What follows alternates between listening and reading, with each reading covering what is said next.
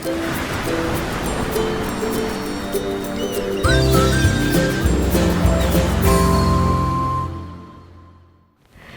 there, this is Allison with Let's Go Travel Tips. Today we've got exciting news about what the sailings on the Ruby Princess will be from Galveston. We've got some updates from on board some cruise ships as well as some cruise news. So I am really happy to be here with all of you. First of all, I would like to welcome our Let's Go family members. Thank you so very much for being the remarkable people and members of our Let's Go family that you are. You really make this place what it is, so thank you. I'd also like to welcome everyone who is new. We are so happy that you found us. We hope you decide to stay here with us. If there's anyone who hasn't subscribed yet, we would love it if you would subscribe to our channel. And I think you are going to love being a part of this amazing group. We share all of the information pretty much that you need to know for your traveling in order to cruise, as well as sometimes some traveling other than that. But it really helps everything go much smoother with traveling. And I think we all have a richer experience because of all the things that we share with each other. So first of all, the Ruby Princess is going to be sailing out of Galveston, and I kind of decided to tell you about the sailings in order of the size of the cruise. So I thought it was really fun to see that they are going to offer a 5-day Caribbean getaway with Cozumel, they call it, and that will be sailing on Sunday, April 9th of 2023. It is going to be from Galveston down to Cozumel, then over to Progreso, Mexico, and then back up to Galveston again. On January 8th of 2023 is when they're going to have the 7-day Western Caribbean with Mexico, and they will have some other sailings as well. This is just the first sailing of this kind, and that one is once again round trip to Galveston, and it includes Cozumel, Belize, and Roatan, Honduras. The next is a 10-day Western Caribbean with Grand Cayman cruise, and that will be sailing on December 29th of 2022, and this one sounds like a really good one. You go from Galveston down to Grand Cayman in the Cayman Islands, then you go to Roatan, Honduras, then to Belize, Costa Maya, Cozumel, and back to Galveston. So this is really nice. This is an itinerary that you would pick up like in Fort Lauderdale, but it is so much handier for a lot of people that live in a part of the country that it's just easier to get down to Galveston. Then the next one I want to tell you about is their 11-day Western Caribbean with Mexico cruise. That one sails for the first time on December 18th of 2022. It goes from Galveston to Montego Bay in Jamaica, Grand Cayman, Roatan in Honduras, Belize, Costa Maya, Cozumel, and then back to Galveston.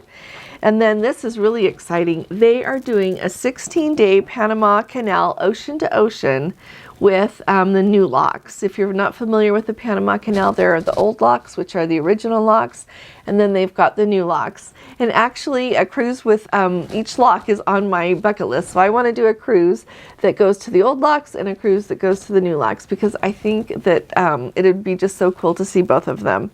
So that one leaves from San Francisco on Friday, December 2nd of 2022, goes to, I'm not saying this right, and someone was even kind of giving me a comment to know how to do it. It's like Utopia, Huatulco, Mexico, which indeed people have said is so beautiful. Then to San Juan del Sur in Nicaragua, Punta Arenas in Costa Rica, Fuerte Amador in Panama for Panama City, and then the Panama full transit new locks around to Cartagena in Colombia, and then back to Galveston. And so that's fabulous. And like I said, with going to Cartagena, you hit both ocean to ocean. And then finally, they're going to have on Friday, April 14th of 2023, another 16-day Panama Canal ocean to ocean with the new locks, and that one is going to have those same ports. And so just kind of, well, here, let me tell you this really quick, because they're in a little bit different order. It's going to go from Galveston, Texas, which really, this is, I think, really cool. It's going to go from Galveston clear around to Cartagena, Colombia. Then it will hit the Panama Canal locks on the way back, and then Fuerte Amador in Panama for Panama City, Punta Arenas, Costa Rica, San Juan del Sur in Nicaragua, Cabo San Lucas in Mexico, and then back up to San Francisco. So I think that's really cool. If you have a preference over whether you see Cabo San Lucas or the Utopia, that I'm just murdering how I say it, that might help you decide between which cruise you'd like. So I just am really excited about these, and like I said, remember that if you book them by April 15th, you get to have the $50 state board onboard credit per passenger in your room, up to 4 in each cabin, and then you can also book it with $1. So don't forget that. I think that's a really fun opportunity. You know what, and as I talk about Princess here, I just wanted to tell everybody really quick that I don't have anything to do with Princess Cruise Lines. The only reason that I talk about them so much is because that is the cruise line that my husband and I have cruised so many times and we thoroughly enjoy. I don't think anybody at Princess knows who I am. I'm sure they don't. I would like to think they would have called me. But anyway, I just wanted to tell everybody that I don't work for Princess. I don't get anything from Princess. I just wanted to tell you that. I am a travel agent because I have wanted to do that forever, and I absolutely love to travel.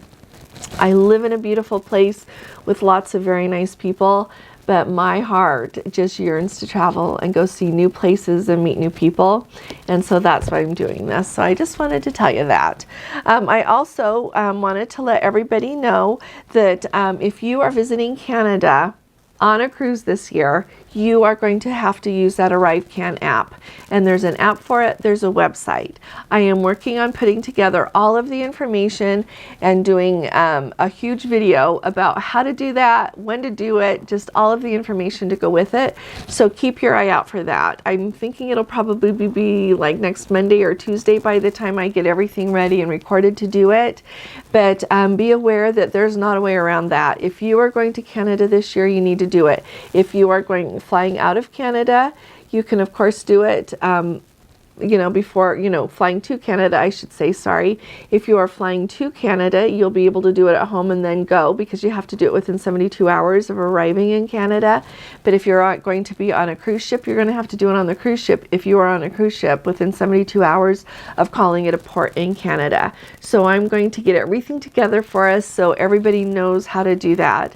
And there is a lot to be prepared for if we're going to cruise this year, especially in any port that's, well, all the ports pretty much for the most part are out of the United States on a lot of these cruises, and so there's just a lot to do. So I am working on getting everything together. So I didn't want you to think I'd forgotten and that I wasn't replying to your questions. So just be aware of that.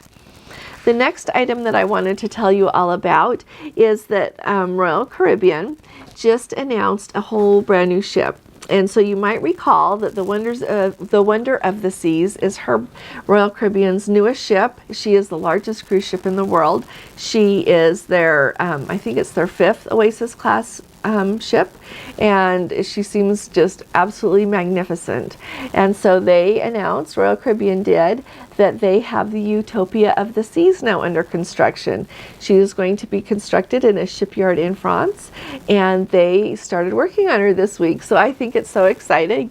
I read a thing that said that she is going to be 324 meters long, and so if you put her like sideways up against the Empire State Building, she would be a little taller. That is how big that ship is. And she's going to be one of the liquid natural gas powered ships, and they have not yet announced which ports she's going to sail from or when exactly she is going to be finished. They are saying that probably in 2024, but they haven't said anything else about exactly when in 2024, and like I said, where she will be home ported or anything. So I just wanted to let you all know about that because I think it's very exciting. Then also, this is news from Carnival. They are going to increase their gratuities as well as some other costs on board. You might remember several videos ago I told you that Carnival Corporation had announced that they were going to be increasing some prices. And so effective on May 1st, the standard stateroom gratuity amount will be $14.50 a person rather than $13.99 a person. Suites will have to pay $16.50 a person, and it used to be $15.99. So it's not a huge increase, but I thought everybody would like to know about it. It says that guests who have future cruises booked on Carnival can prepay their gratuities by May 1st to get the old price, which I think is great because I always just look at money that you save like money you don't have to earn. And so that's a really good way to do it. And I like that with it, Carnival announced a statement saying that our onboard ship team members work hard to provide exceptional and friendly service. So we hope you will agree with this slight increase is well deserved. And in all honesty, you know what, everything else is going up. Everything else is going up. And so if you've been to the grocery store lately, everything is going up. So I just wanted to let you know that. They are also going to raise their cost of their beverage and internet packages, as well as some specialty restaurant fixed rates, and that will also go into effect on May 1st. And so I will really look forward to hearing from any of you that have a cruise on Carnival booked after May 1st, so that you can tell us what the changes are on board with those, especially with the specialty restaurants. I know that we can look it up, but I also think it's really cool to hear from you as you're on the ship, because you can tell us what the changes are. And I also like to hear if everything else stays the same, if the quality stays the same, the service, everything like that with the price increase. So we would really like to hear from you. Another really quick thing that I wanted to tell you about and just make you aware so that you know to look is that Princess has announced what all of their 2023 and 2024 South American and Antarctic cruises are. And when I was reading through all of this, I was like, oh, I just want to go to Antarctica again. And I don't know that we will this soon, because there are so many other places we need to go and so many other cruise lines we need to try. But I highly cannot recommend highly enough going to Antarctica. It is indeed an extraordinary journey. It is just the very best. And so I wanted to tell you that these, and I'm telling you about it today because today is April 7th, and they went on sale yesterday on April 6th for everyone. And so I really like it. They've got like 10 departures ranging from 14 to 34 days. It's going to be, they'll all be on the Sapphire Princess. And if anyone has sailed on the Sapphire Princess, I would just love to hear from you about how you're on board. Well, you know what? The Sapphire Princess isn't sailing right now. Never mind. We'll be hearing from her when she starts sailing again. Sorry about that. Anyway, they're going to get to go down to Cape Horn, which is where, the Pacific and the Atlantic Oceans meet. And when you go there, you know how they have that seagull, I can't remember the official name of it, but that kind of sculpture that is there at the tip on Cape Horn. It is just so extraordinary. You kind of sail around the little island there. It's really right next to the land. You just sail through a little bit and get to see it, and it's breathtaking. It's just spectacular.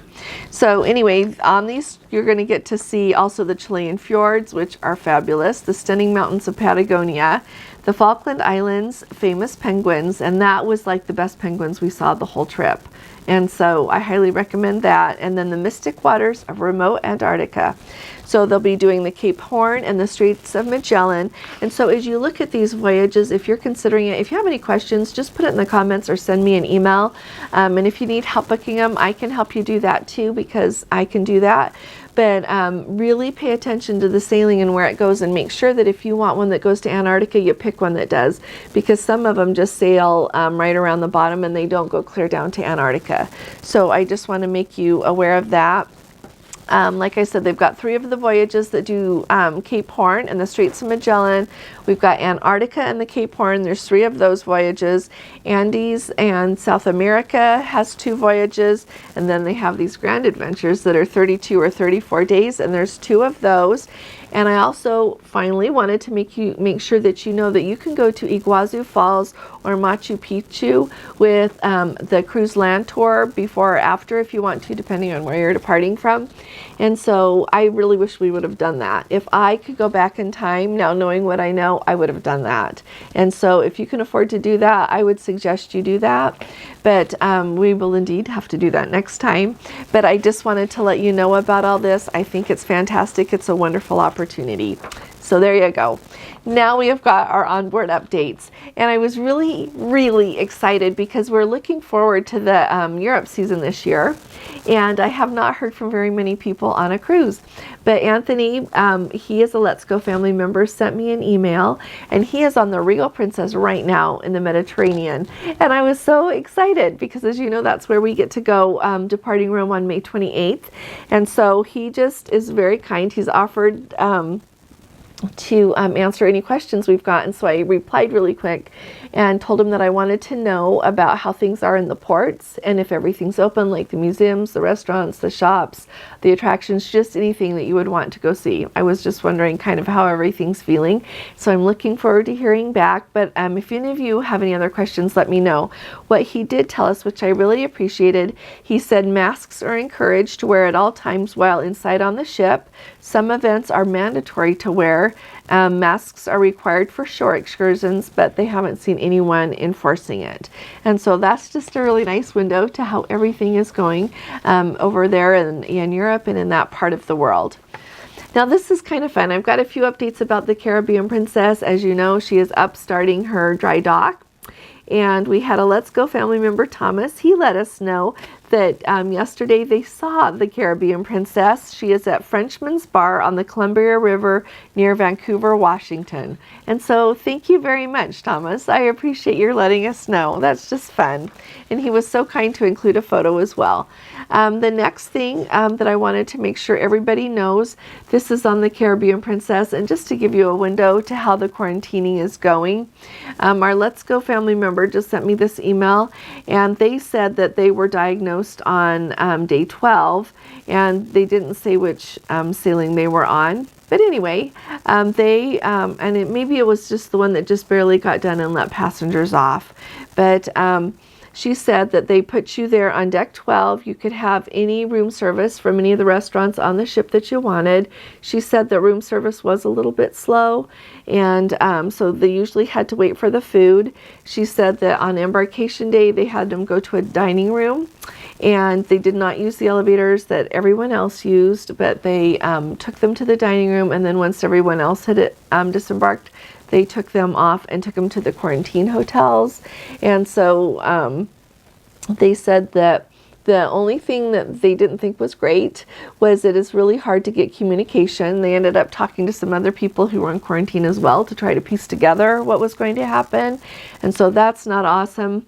But she did comment and say that the people who all of the crew that were taking care of them just seemed a little bit frazzled, and so I think they maybe had their hands full on that cruise, not only with COVID, but not having probably quite enough crew. And so I'm really hoping to hear that the cruise ships will be able to increase their number of crew members and get closer back to having how many it is they really need, so that things go more smoothly. Alrighty. So I hope that you all appreciate these updates. There's a lot going on right now. I really appreciate it when anyone shares anything with me. So if you're on a cruise ship or if you've recently been on a cruise ship, I would love to hear from you. If there's anything that you need further clarification about, put that in the comments as well, and I will do my best to get that out too. I really appreciate you all.